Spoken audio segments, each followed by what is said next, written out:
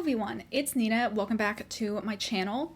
I thought as a fun video to start the year off right, I would do another bookish tag. I wanted to do the library tag because it seemed one that was very specifically geared towards my interests, considering how much I talk about the library and my love of it on this channel. I was not tagged in this, but I did see both Steph Morgan and Brooklyn's Library did this video. So yeah, with that intro out of the way, let's get right into the video. I'll put a list of all of the questions down in my description, so if you'd want to answer them in the comments or in your own video, consider yourself tagged. The first question is, how often do you go to the library? I would say right now I go at least once a month, probably closer to 2 times a month, just depending on what books I want to read. Next question is, do you belong to more than one library system? So I only have one library card for myself now, but I do also use my mother's library card for Libby because she lives in the hometown that I grew up in, and even though my library card is expired for that system, I will still go to my childhood library and look at things and sometimes check things out using her library card if we are already together. Next question is, what % of books do you read come from the library? I would say a lot. I would say probably around maybe 70% of the books I read come from the library. And the majority of those definitely are audiobooks that I get from Libby and Hoopla, which leads me to my next point. In question 4, which is, do you get audiobooks or ebooks through your library? Or are you hooked on Audible or another service? Definitely not Audible or any other Amazon service in this household. I used to only use Libby for getting audiobooks because I thought that was the only service that our library system had. But then I found out we did have access to Hoopla, and that's honestly been a huge game changer because Hoopla has a lot more audiobooks, particularly of lesser known or indie published books that I've always been interested in. So for a while I was just using those services for audiobooks. However, since I've recently got a Kobo, at least in the United States, Kobo has Overdrive built into it. And Overdrive is the parent company that owns Libby. So I have access to all of the books that my library system had on the Libby app that I just check out using Overdrive on my Kobo.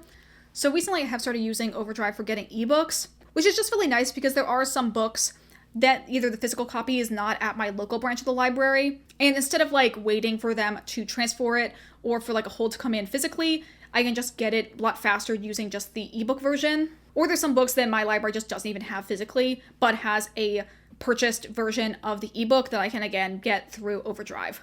The next question is, did you ever go to library story time as a kid? I'm pretty sure I didn't go to any story times when I was a young child. However, in middle school and high school, basically all of my teen years, I spent a lot of time at the library because they held a weekly anime club there that a lot of my friends, as we got older, kind of moved up into the leadership roles of taking care of that anime club.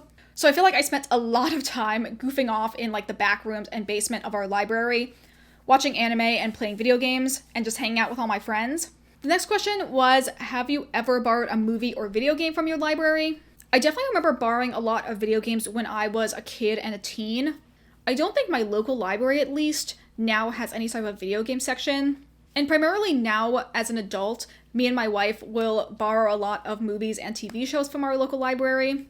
We're currently in the process of watching all of House MD, which we've been getting season by season from our library to watch, which has been a lot of fun. The next question is, have you ever gotten fined for turning in a book late? I honestly don't remember this ever happening when I was a kid at my old library. However, maybe a year ago, I think I was fined a dime for turning in a book a day late. So I literally just had to pay my librarian a dime to clear my fine. Question number 8 is, did you attend any special events, groups, or book sales at your library?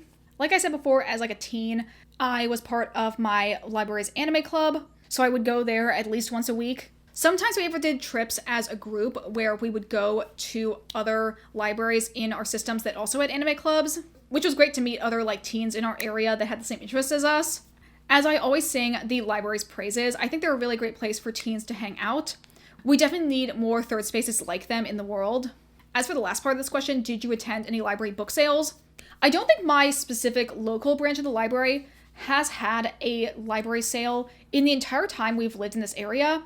However, I have gone to a couple other library sales that are within our system that I just found looking at the county website. I went to 3 other library sales this last summer, but I did go to many a library sale as a kid because my dad is a fiend when it comes to a good deal. He's a big fan of the love of the hunt with thrifting. He's also a big music collector, so his interest in library sales was to get like used CDs. He got like books and movies as well, but his primary focus was to go through all the CDs, and then me and my brother would usually go through all of like the kids' books. And even now we kind of carried on the tradition. All the library sales I went to over the summer were also ones I went with my parents or my wife. And I got a couple good books, but definitely a lot more good CDs and DVDs to add to our physical media collection. The next question is, have you ever taken or given a book to a little free library? And the answer is yes. I think maybe like 3 days ago, I actually dropped off some books to a little free library in our area.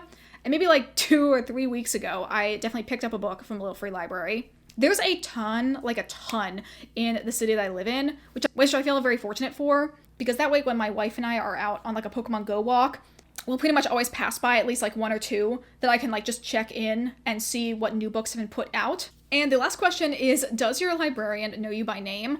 Honestly, I wish. I feel like in another life, or honestly maybe like later on in my own life, I think it'd be really fun to be a library page as like a part-time job. Maybe something I could honestly try to do now, or wait until I'm much older and like retired as like just another thing to do. I honestly just feel like it'd be really fun to work at a library. I really don't think I have the strength to go through grad school and get like a master's or anything in library science to become like a full-fledged librarian. But I can see working at the library as like a good part-time job that I think I would either be like very good at, or at the very least would be pretty manageable. But I don't think I would want like the full responsibilities that most librarians have in terms of like running programs. Because like I mentioned before, with all of like the special events and like the interacting with the public that the librarians have to do, a lot of librarians say that working in this field is much more about your love of people than it is just for your love of books. Because libraries obviously provide so much more than just access to books. I honestly would love to get more involved in my community and do more of the events that my local library has now that I'm an adult. Definitely a goal I have in like connecting with my community for years to come. And with that, we are done with all the questions for this tag. Please let me know any of the answers to these questions in the comments down below if you'd like to. I feel very fortunate because of the fact that not only did I have a really good library system now as an adult, but I obviously had a really good one when I was a kid that had a lot of opportunities for me to do stuff and to like connect with other people. And I know that's not a very universal experience and varies greatly depending on what your local library system is like. So I'd be very interested in hearing some of the answers you guys have in the comments down below. Anyway, that is going to be it for this video.